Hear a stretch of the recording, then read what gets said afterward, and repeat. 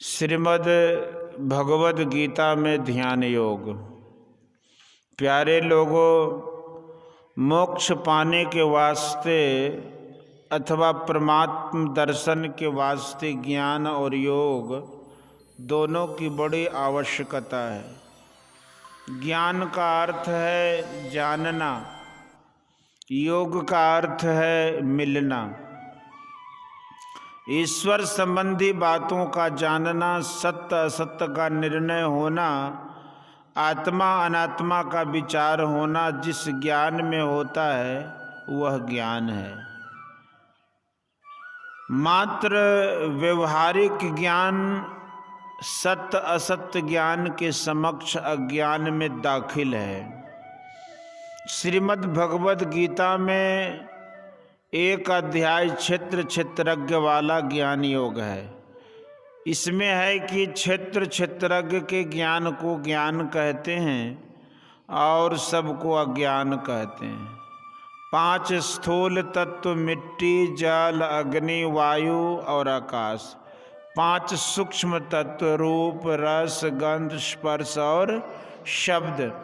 10 इंद्रियां, 5 ज्ञानेंद्रियां, आँख, कान, नाक, जिह्वा और त्वचा। 5 कर्मेंद्रियां, हाथ, पैर, गुदा, लिंग और मुंह। तथा मन, अहंकार, बुद्धि, प्रकृति, चैतन्य, संघात, कहे गए का संगरूप, धृति, धारण करने की शक्ति। इनके विकार, इच्छा, द्वेष, सुख, दुख, इन 31 तत्वों को सविकार क्षेत्र कहते हैं। इनके अतिरिक्त जो शरीर में है उसको क्षेत्रज्ञ या आत्मा कहते हैं। महाभारत में है कि यही क्षेत्रज्ञ जब शरीर के गुणों से छूट जाता है तब परमात्मा हो जाता है। जैसे घटस्थित आकाश महदाकाश से भिन्न नहीं है, किंतु घट के फूट जाने पर वह एक ही एक महदाकाश रहता है। जैसे वह एक ही आकाश सब में है, उसी तरह एक ही परमात्मा सब में है, किंतु उस एक को पहचानना कठिन है। जैसे एक जेवर है सोने का, उस जेवर में सोना ही सोना है।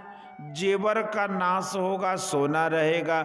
उसी तरह यह संसार जेवर है और परमात्मा सोना है। संसार का नाश होगा, परमात्मा रहेगा। दार्शनिक विचार भिन्न भिन्न हैं। ऐसा क्यों? एक जगह 4 अंधे थे। उन लोगों के मन में हुआ कि हाथी देखा जाए। उनके सामने हाथी लाया गया। चारों ने हाथी के अंगों का अलग अलग स्पर्श किया। जब हाथी चला गया तब आपस में पूछने लगे कि हाथी कैसा है। जिसने हाथी के पांव को छुआ था उसने कहा हाथी स्तंभ के समान होता है। जिसने कान छुआ था उसने कहा हाथी सूप के समान होता है। जिसने सूंड छुआ था उसने कहा हाथी मूसल के समान होता है। और जिसने पेट पीठ छुए थे उसने कहा हाथी कोठी के समान होता है। अब जिस तरह उन अंधों को नयनहीनता के कारण हाथी का सही ज्ञान नहीं हुआ, उसी तरह केवल दार्शनिक विचार में अंधापन नहीं छूटता। कोई बड़ा दार्शनिक है किंतु उसकी आंख खुलती नहीं। यह आंख कैसे खुलेगी? योग के द्वारा। योग के द्वारा जो परमात्मा से जाकर मिलता है वही ठीक ठीक जानता है। इसलिए योग और ज्ञान दोनों की बड़ी आवश्यकता है। यह योग हमारे देश में जितने अधिक दिनों से आ रहा है उतने पुराने और किसी देश में नहीं है। दार्शनिक विचार दूसरे दूसरे देश में भी थे, किंतु योग के सहित दर्शन हमारे देश में भी था और है। हाल ही में हमारे देश में एक अंग्रेज पॉल ब्रंटन नाम के आए थे योग की खोज में। दक्षिण भारत के मदुरै में श्री महर्षि रमन से बहुत संतुष्ट होकर वे अपने देश गए। लोग योग से डरते हैं, किंतु योग का अर्थ जोड़ना है। योग दर्शन पढ़ने वाले कहते हैं कि चित्त वृत्ति निरोध को योग कहते हैं। यह भी ठीक ही है। हमारे देश में हठ योग विशेष प्रसिद्ध है।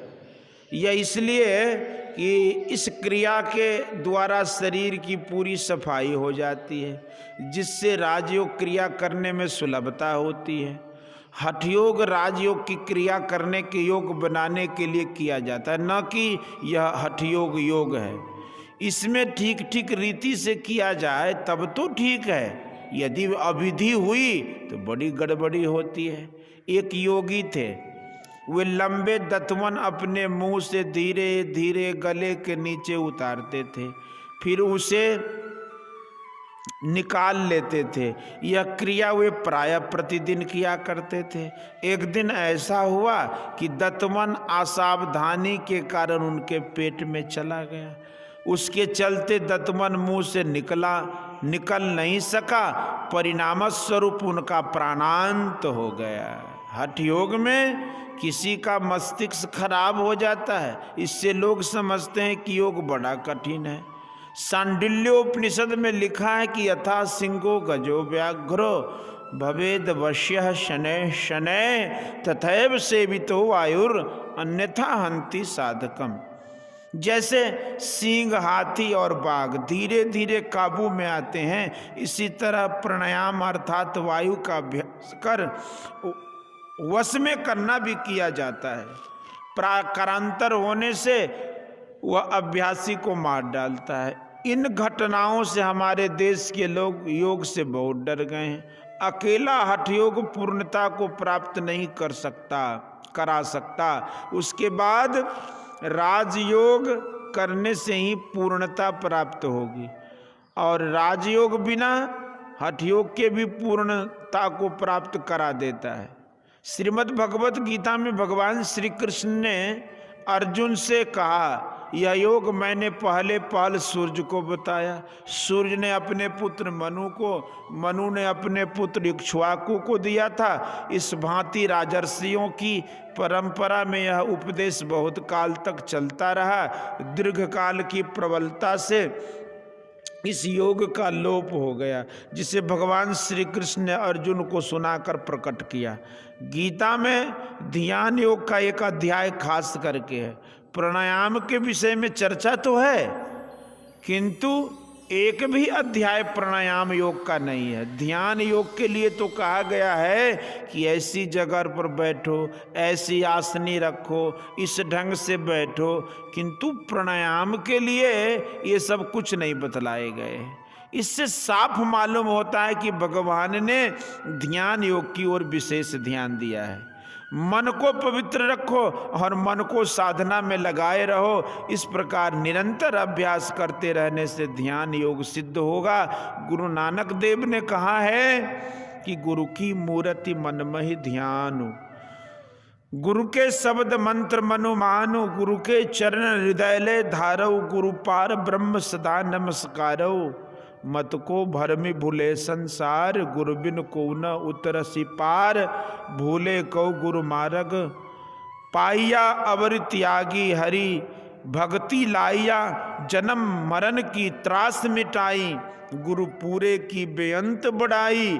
गुरु प्रसाद उरग कमल विगास, अंधकार महि भया प्रगास। जिनकी आसो गुरु ते जानिया, गुरु कृपा ते मुगद मन मानिया। गुरु करता करने जोगु, गुरु परमेश्वर है भी होगु। कहो नानक प्रभु यहु जनाई, बिन गुरु मुक्ति न पाइए भाई। संत कबीर साहब ने कहा कि मूल ध्यान गुरु रूप है, मूल पूजा गुरु पाँव, मूल नाम गुरु बचन है, मूल सत सत भाव। संतों ने साधना के आरंभ में कुछ व्यक्ति उपासना का सहारा अवश्य लिया है। किसी ने राम का, किसी ने कृष्ण का, किसी ने देवी आदि के स्थूल रूप का सहारा उपासना में लिया, किंतु इतना ही नहीं, इसके बाद उन्होंने सूक्ष्म ध्यान भी बताया। जैसे अनुर्नियाम का ध्यान अर्थात बिंदु ध्यान, तेजो बिंदु उपनिषद में आया है, तेजो बिंदु परम ध्यानम विश्वात्म हृदय संस्थितम, अर्थात हृदय स्थित विश्वात तेजस स्वरूप बिंदु का ध्यान परम ध्यान है। ध्यान बिंदु उपनिषद में भी आया है। बीजाक्षरम परम बिंदु नादं तस्यो परिस्थितं सशब्दं चाक्षरे छीने निशब्दम परमम पदम। परम बिंदु ही बीजाक्षर है, उसके ऊपर नाद है। नाद जब अक्षर अनास ब्रह्म में लय हो जाता है तो निशब्द परम पद है।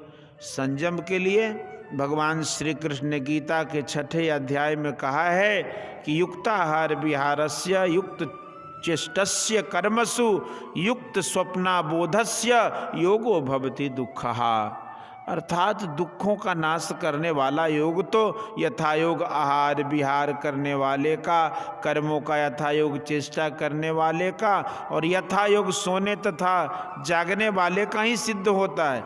इसलिए भोजन, शयन, जागरण और जागतिक कार्यों में भी संतुलन रखो। शरीर की सफाई रखो, केवल शरीर की सफाई ही नहीं, शरीर मैला रहे और मन पवित्र रहे तो वही विशेष है। केवल शरीर पवित्र हो और मन मैला हो तो वह किस काम का। सूक्ष्म ध्यान के बाद अरूप ध्यान नाद है। इसी को कहा कि बाजत नाम नौबती आज हुए सावधान शुचि शीतल सुनहु गैव आवाज, सुख कंद अनहद नाद सुनि दुख दुरित कर्म भ्रम भाज, सतलोक बरसो पानी धुन निर्वाण यही मन बाज, तोहंग चेत चित दय प्रेम मगन आनंद आरती साज, घर राम आए जान भैन सनाथ बहुरा राज, जगजीवन सतगुरु कृपा पूरन सुफल भेजन काज, धनी भाग दूलन दास तेरे भक्ति तिलक विराज। संत दूलन दास जी और कबीर साहब ने कहा कि 5 नौबत बाजती होत छती सो राग, असो मंदिर खाली पड़ा बैठन लागे काग, किंतु जब तक बिंदु को नहीं कोई पकड़ सकता वह नाद ध्यान करने योग्य नहीं होता। संत पलटू साहब ने कहा कि बिंदु में तह नाद बोले रैन दिवस सुहावनम। इसकी युक्ति गुरु से जानकर त्रकाल संध्या करो। इसके लिए घर बार छोड़ने की जरूरत नहीं है। जो जिस अवस्था में है उसी में रहते हुए भजन करो। फिर सोते समय भी थोड़ा थोड़ा ध्यान करते हुए सो जाओ। तन काम में मन राम में लगाए रहो। तामसी राजसी भोजन नहीं करो, सात्विक भोजन करो। सात्विक भोजन भी हल्का करो। विशेष खाने से आलस्य विशेष आता है, उससे भजन नहीं बन सकता। कम खाने से ऐसा नहीं होगा कि शरीर में बल नहीं रहेगा। हल फाल जोतने वाले भी ध्यान कर सकते हैं। हमारे विशेष सत्संगी तो हल फाल जोतने वाले ही हैं। योग कोई हवा नहीं है, इससे डरने की जरूरत नहीं है। थोड़ा थोड़ा सब कोई अभ्यास कीजिए। बोलिए श्री सद्गुरु महाराज की जय। यह प्रवचन भागलपुर जिलांतर्गत मोहद्दी नगर के दुर्गा स्थान में दिनांक 18/9/1955 ईस्वी को प्रातःकालीन सत्संग में हुआ था। श्री सद्गुरु महाराज।